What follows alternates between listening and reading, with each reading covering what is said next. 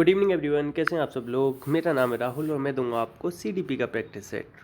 Finally CDP का वाला promise आपका पूरा हो रहा है। अब कोशिश की जाएगी कंटिन्यू ये क्लास चलाई जा सके। ये सारा कुछ आप पे डिपेंड करेगा। अगर शेयर वेयर करोगे ना, थोड़ा सपोर्ट वगैरह करोगे तो ज़रूर कंटिन्यू रखेंगे।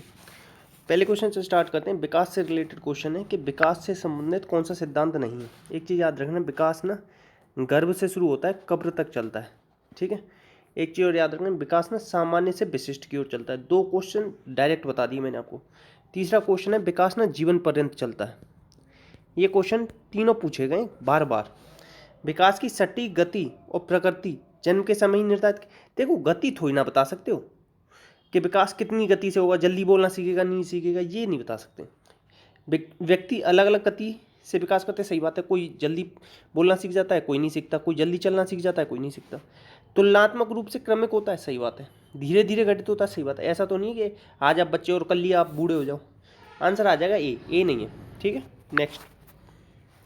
नेक्स्ट है, इसमें से कौन सा पूर्व संक्रियात्मक विचार की एक सीमा है। पूर्व संक्रियात्मक अवस्था कहाँ से कहाँ तक है? 2 से 7 वर्ष। किसने दी है अवस्था? प्याजे ने। प्याजे कहाँ के रहने वाले? स्विट्जरलैंड। प्रयोग किस पर किया है? 3 अपने बच्चों पे, लॉरेंट, लूसेन, जैकलिन। ठीक है। नाम याद रखने की जरूरत नहीं है। अब एक चीज़ याद रखना, संज्ञानात्मक मनोविज्ञान के जनक कौन है? प्याजे। ठीक है। और इन्होंने ही शुरुआत की थी नैतिक विकास की, फिर उसको कोहलबर्ग ने फॉलो किया। ठीक। अब इसमें से पूर्व संक्रियात्मक की कौन सी सीमा नहीं है?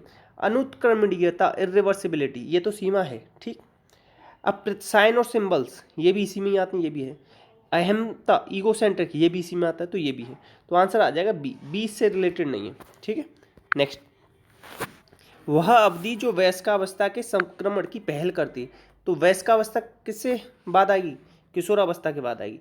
अब एक चीज़ याद रखना, किशोरावस्था में ना मांसपेशियों का भार 44% हो जाता है। एक क्वेश्चन तो ये पूछा जाता है। दूसरा क्वेश्चन पूछा जाता है तनाव और तूफान की अवस्था कौन सी है? तो यही है। तीसरा क्वेश्चन ये पूछा जाता है एडोलसेंस किताब किसने लिखी है? Stanley hall. किससे रिलेटेड है? किशोरावस्था से। आंसर क्या है इसका? डी। अब एक क्वेश्चन और आता है कि बच्चा अपने गैंग का सक्रिय सदस्य कब बन जाता है? तो वो बन जाता है किशोरावस्था में। गैंग एज अगर आपसे पूछ ले कौन सी है, तो वो आप लगा के आना उत्तर बाल्यावस्था। ठीक है। अगर आपसे कह दे कि टॉय एज कौन सी है, तो 2 से 6 वर्ष, पूर्व बाल्यावस्था। ठीक है। और खेलने की आयु शैशवावस्था। आंसर आ जाएगा इसका बी। नेक्स्ट, संरचनात्मक ढांचा। संरचनात्मक समझ रहे हो? देखो ऐसे समझो, एक है कंस्ट्रक्टिविस्ट, ये संरचनात्मक होता है। कंस्ट्रक्टिविस्ट ये 2 तरीके का होता है, एक होता है रेडिकल कंस्ट्रक्टिविस्ट, एक होता है सोशल कंस्ट्रक्टिविस्ट। रेडिकल कंस्ट्रक्टिविस्ट के फादर हैं प्याजे, सोशल के हैं वाइगोत्स्की। और वाइगोत्स्की ने जेडपीडी का भी कॉन्सेप्ट दिया है, ये भी याद रखना, जोन ऑफ प्रॉक्सिमल डेवलपमेंट। ठीक है। और वाइगोत्स्की किससे रिलेटेड है? समाज से, कहते हैं समाज से सीखता है बच्चा। तो ये जो कंस्ट्रक्टिविस्ट ढांचे में बच्चे को किस प्रकार से देखा जाता है? तो देखो, इसे देखा जाता है समस्या समाधान करने वाला, कि बच्चा खुद ही समस्या का समाधान करेगा। आंसर आ जाएगा ए। आंसर क्या आ जाएगा? ए। खाली स्लेट और प्लेट किसने कहा? ये आप लोग बताना। जॉन लॉक ने कहा है या नहीं कहा है कि खाली स्लेट होता है? बताना। ठीक है। आंसर है ए। नेक्स्ट, विकास एवं अधिगम के संबंध में कौन सा सही है? तो ये बताना, विकास और अधिगम के संबंध में कौन सा सही है? तो अधिगम विकास का ध्यान के बिना घटित होता है, गलत बात। विकास और अधिगम संबंधित नहीं, गलत बात। बच्चे का विकास नहीं होगा ना, तो अधिगम कैसे कर लो? अब देखो, 1 साल का बच्चा ना एक लिमिट तक ही सीख सकता है। ठीक है। जब तक उसका विकास नहीं होगा, जब तक कैसे सीख पाएगा वो? अधिगम की दर विकास की दर से काफ़ी अधिक होती है, नहीं। विकास एवं अधिगम अंतः संबंधित है। ठीक है। कितना ऐसे देखो, पॉजिटिव नेगेटिव पॉइंट से भी निकाल सकते हो। कितना पॉजिटिव शब्द है, अंतः निर्भर है, मतलब एक दूसरे पे डिपेंड है। ये बात सही है। आंसर आ जाएगा ए। आंसर क्या आ जाएगा? ए। नेक्स्ट, अब देखो, दृश्य रूप से बाधित, मतलब देखने में प्रॉब्लम हो रही है इसे। ठीक है। तो इसे किससे पढ़ाएंगे? ब्रेल लिपि से। ब्रेल लिपि का आविष्कार किसने किया था? लुई ब्रेल ने। ठीक है। 6 डॉट पे आधारित होती है, ये भी याद रखना। ये सारे क्वेश्चन पूछे गए। तो देखो, इन्हें किस चीज़, मतलब ऐसा कोई बच्चा है आपके यहाँ, तो कैसे कार्य करने चाहिए? तो देखो, इन्हें स्पष्ट रूप से बोलना, कम से कम देख नहीं सकता तो सुन तो सकता है, छूकर महसूस कराना। देखो, ये जो ब्रेल लिपि होती है ना, इस पर उभरे रहते हैं अक्षर, तो वो छूकर महसूस कर लेता है। सामग्रियों का अधिक प्रयोग करना चाहिए। आंसर आ जाएगा इसका बी। आंसर क्या आ जाएगा? बी। नेक्स्ट है प्रगतिशील शिक्षा। प्रगतिशील शिक्षा के बारे में किस प्रकार से देखा जा सकता है? बच्चे को कैसे देखोगे प्रगतिशील शिक्षा में? प्रगतिशील शिक्षा को इंग्लिश में क्या कहोगे? Progressive education. तो देखो, खाली स्लेट नहीं, छोटे वयस्क नहीं, निष्क्रिय तो बिल्कुल भी नहीं। ये नहीं देखेंगे, सक्रिय अन्वेषक। अन्वेषक है खोजकर्ता। ठीक है। आंसर क्या आ जाएगा? डी। और खोज विधि किसने दी है? ह्यूरिस्टिक। ह्यूरिस्टिक विधि किसने दी? आर्मस्ट्रॉन्ग। किसने दी? आर्मस्ट्रॉन्ग। आंसर आ जाएगा डी। नेक्स्ट, इसमें से कौन सा अधिगम की मुख्य प्रक्रिया नहीं है? तो कौन सी अधिगम की मुख्य प्रक्रिया नहीं हो सकती बताओ? तो देखो, कभी भी कंठस्थीकरण ही इस पर जोर नहीं देते। आंसर आ जाएगा बी। आंसर क्या आ जाएगा? बी। नेक्स्ट, देखो बच्चे प्रभावी रूप से कब सीखते हैं? मतलब बच्चे आप कब कहोगे कि अच्छे से सीख रहा है? तो जब वो सक्रिय रूप से किसी चीज में भाग लेगा ना, तभी तो सीखेगा। ठीक है। अब देखो, नियंत्रित कौन कर रहा है? शिक्षक। तो ये तो गलत बात हो गई। अब देखो, याद करना ये भी गलत बात हो गई, नकल करते हैं ये भी गलत बात हो गई। आंसर आ जाएगा ए। ठीक है। नेक्स्ट, अलग अलग सोच वाले पैटर्न, मतलब ये क्या है? अपसारी चिंतन। अलग अलग सोच किसकी होती है? अपसारी चिंतन। ये सृजनात्मक बच्चे होते हैं। ये कैसे सोचते हैं? Out of the box thinking करते हैं। ठीक है। आंसर आ जाएगा डी। अच्छा, डिसलेक्सिया किससे रिलेटेड है? पढ़ने से रिलेटेड है, ये भी याद रखना। एक होता है डिसकैलकुलिया, ये मैथ से रिलेटेड। एक होता है डिसग्राफिया, ये लिखने से संबंधित है। आंसर आ जाएगा इसका डी। नेक्स्ट, नेक्स्ट बताना है कि देखो इसमें पियाजे और वाइगोत्स्की का दृष्टिकोण बताना है, ये क्या सोचते थे भाषा और विचार के संबंध में। जब तक आपको ये क्वेश्चन मतलब ये नहीं पता होगा ना कि पियाजे ने किस पे जोर दिया? सोचने, थिंकिंग पे जोर दिया, और वाइगोत्स्की ने लैंग्वेज पे जोर दिया है। ठीक है। जब तक ये नहीं पता होगा ना तो आंसर नहीं कर पाओगे। तो वाइगोत्स्की ने किस पे जोर दिया? भाषा पे, लैंग्वेज पे।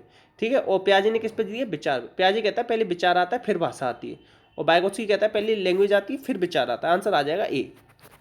ठीक है। नेक्स्ट क्वेश्चन है, सुल्तान पर किया गया कोहलर का अनुसंधान अधिगम के किस सिद्धांत से संबंधित है? तो ये है अंतर्दृष्टि सिद्धांत। किससे रिलेटेड है? गेस्टाल्टवादी। गेस्टाल्टवाद की शुरुआत किसने की थी बताओ? बर्दीमर ने। किसने की थी? बर्दीमर। कब की थी? 1912। 1913 में क्या आया था? व्यवहारवाद। अब एक चीज और याद रखना, सुल्तान नाम ये क्या कौन था? चिंपैंजी था। ठीक है। इस पर प्रयोग कब हुए थे? 1916। कहाँ पे हुए थे? तेनदीप द्वीप, केनारी शहर, फ्रांस का। ठीक है। और एक चीज याद रख सकते हो, आहा मूवमेंट, ये पूछा जाता है आहा मूवमेंट किससे रिलेटेड है? ये रिलेटेड है अंतर्दृष्टि अधिगम से। इसमें कितने प्रकार का चिंतन होता है? ये पूछा जाता है एक्स, वाई और जेड। रुको, इसमें 3 प्रकार का चिंतन होता है, पहले तो ये याद रखो। ठीक है। एक्स वाई, एक तो एक्स है, एक वाई है, एक और है, वो मैं बता दूंगा नेक्स्ट टाइम को। ठीक है। आंसर आ जाएगा इसका ए। आंसर क्या आ जाएगा? ए। सामाजिक अधिगम की बात करता है बंडूरा, कि हम देख देख के सीखते हैं, और बंडूरा से ही रिलेटेड है बोबो डॉल एक्सपेरिमेंट। ठीक है। और मॉडलिंग वर्ड का भी यूज किया बंडूरा ने। आंसर आ जाएगा इसका ए। नेक्स्ट, सामाजिकरण की प्रक्रिया में क्या शामिल होता है? देखो, रीति रिवाज, मानदंड, मूल्य, विश्वास, सामाजिक मानदंड, सब। क्वेश्चन आता है सामाजिकरण कब से चालू होता है? तो ये चालू हो जाता है जन्म से ही। कब से चालू हो जाता है? जन्म से। सामाजिकरण की प्रक्रिया में सबसे अहम भूमिका किसकी होती है? परिवार की। ये भी क्वेश्चन बार बार पूछा जाता है। आंसर आ जाएगा डी। नेक्स्ट, बालक की मानसिक आयु और शारीरिक आयु दोनों 7 वर्ष है। देखो, आईक्यू का फॉर्मूला दिया गया था फाइनल किसके द्वारा? टर्मन के द्वारा। कब दिया गया था? 1916 में। MA/CA × 100, दोनों ही 7 वर्ष हैं। तो क्या आ जाएगा? 100। और 90 से लेके 110 के बीच में अगर किसी की आईक्यू आती है तो वो क्या होता है? सामान्य बुद्धि बच्चा। और ये फाइनल फॉर्मूला किसने दिया था? टर्मन ने। क्यों? क्योंकि स्टर्न ने फॉर्मूला जो दिया था ना 1912 में, उसमें MA/CA था, × 100 नहीं किया था। आंसर आ जाएगा इसका बी। आंसर क्या आ जाएगा? बी। नेक्स्ट है, इसमें से कौन सा अच्छे मानसिक स्वास्थ्य का लक्षण नहीं? तो देखो, असहनशीलता कभी नहीं होती चाहिए, सहनशील होना चाहिए हमें। आंसर आ जाएगा डी। आंसर क्या आ जाएगा? डी। नेक्स्ट, इसमें से कौन सा थॉर्नडाइक द्वारा दिया गया मुख्य नियम नहीं है? देखो, प्रमुख नियम कितने दिए थॉर्नडाइक ने? 3। थॉर्नडाइक कहाँ का रहने वाला है बताओ? अमेरिका का। और इसने क्या दिया था? परमाणुवाद का सिद्धांत, ठोस का सिद्धांत, बहुखंड सिद्धांत। ठीक है। ये सब किसके? थॉर्नडाइक के। तो देखो, जवानी बीती जा रही है, ये 3 सिद्धांत बताते बताते। कम से कम इन्हें तो याद ही कर लो कि तत्परता, अभ्यास, प्रभाव, टैप से याद कर लो। ठीक है। अपने सोना बाबू टोना उनसे कहना, वो याद करा दें कम से कम 3 तो। ये जब भी फोन करो ना, सबसे पहले तत्परता, अभ्यास, प्रभाव, 3 चीज बोली हैं। ठीक है। तो ये 3 तो इसके मुख्य नियम है। और गौण नियम पूछे जाते हैं। गौण नियम कितने? डायरेक्ट नंबर पूछे जाते हैं तो 5 है। तो आंसर आ जाएगा डी। डी इसका नियम नहीं है। अब देखो, प्रभाव के नियम को ना क्या कहते हैं? सुख दुख का नियम भी कहते हैं, संतोष असंतोष का नियम। अभ्यास के नियम को क्या कहते हैं? उपयोग या अनुपयोग का नियम। तत्परता के नियम को क्या कहा जाता है? ये आप लोग बताना। ठीक है। अच्छा, एक चीज और याद रखना, मूर्त, अमूर्त, सामाजिक, 3 प्रकार की बुद्धि बताई है थॉर्नडाइक ने। और व्यक्तित्व कितने प्रकार के बताएं? 3। कौन कौन से? प्रत्यक्ष, सूक्ष्म और स्थूल। ठीक है। आंसर आ जाएगा इसका डी। नेक्स्ट, और ये थॉर्नडाइक कौन था? व्यवहारवादी। ये भी याद रखना। दृष्टिबाधित शिक्षार्थी को कक्षा के अन्य शिक्षार्थियों के साथ सामूहिक गतिविधियों में शामिल करना है तो क्या करोगे आप? तो उसके लिए क्या करोगे बताओ? सबसे अच्छा है समावेशी शिक्षा की भावना उत्पन्न करते हुए कार्य। आंसर आ जाएगा इसका बी। आंसर क्या आ जाएगा? बी। बाधाएं उत्पन्न कर रही है, गलत बात, बाधा कुछ नहीं होती। तनाव बढ़ा रहे हैं, ये भी गलत है। आंसर आ जाएगा बी। नेक्स्ट, इसमें से किस समूह के बच्चे का समायोजन की समस्या होती है? समायोजन की समस्या किस बच्चे को होती है? तो ये होती है जो थोड़े होशियार बच्चे होते हैं ना। बताओ क्यों? जो टीचर होता है ना, वो एवरेज बच्चे को लेके पढ़ाता है। मतलब न तो वो ज़्यादा स्लो चल सकता, ना ही फास्ट चलता, वो एवरेज चलता है। तो सबसे ज़्यादा दिक्कत आती है कुशाग्र बच्चे को, इंटेलिजेंट। वो देखो जल्दी जल्दी तो काम कर लेता है, जल्दी जल्दी सीख लेता है, फिर वो परेशान करने लगता है सबको, क्योंकि वो बोर हो जाता है। आंसर आ जाएगा डी। नेक्स्ट, कौशल सीखने के लिए सबसे पहली अवस्था कौन सी है? तो देखो LSRW। एल मतलब होता है लिसनिंग, मतलब अनुकरण करते हो आप सबसे पहले। आंसर आ जाएगा डी। नेक्स्ट है इरफान खिलौने तोड़ता है। पता है 1000 बार पूछा गया ये क्वेश्चन हर एक पेपर में।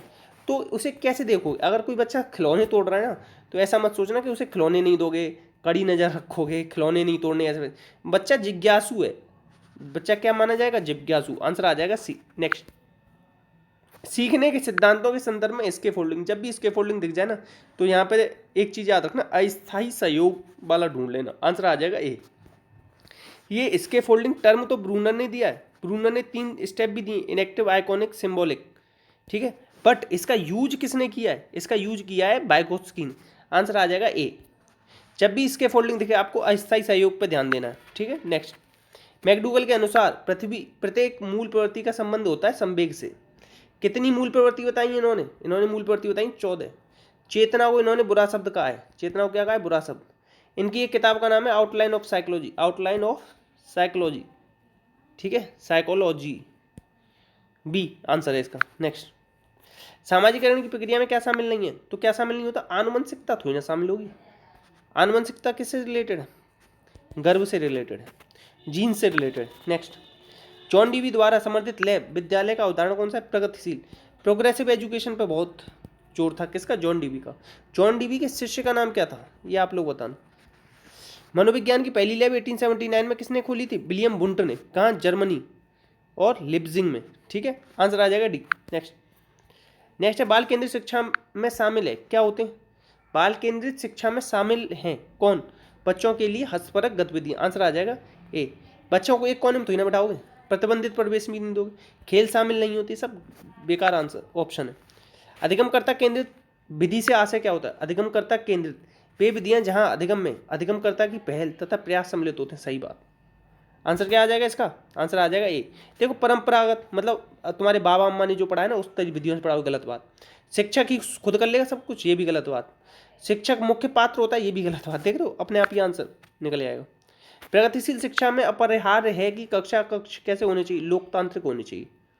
फिर प्रोग्रेसिव एजुकेशन से क्वेश्चन है, आंसर आ जाएगा ए। नेक्स्ट, शिक्षण की स्मिथ ने शिक्षण की त्रिध्रुवीय प्रक्रिया में कार्यभाग किसको माना है? शिक्षक को। किसको? शिक्षक को। एक द्विध्रुवीय प्रक्रिया और द्विध्रुवीय प्रक्रिया वो किसने बताई? एडम्स ने बताई। आंसर आ जाएगा इसका बी।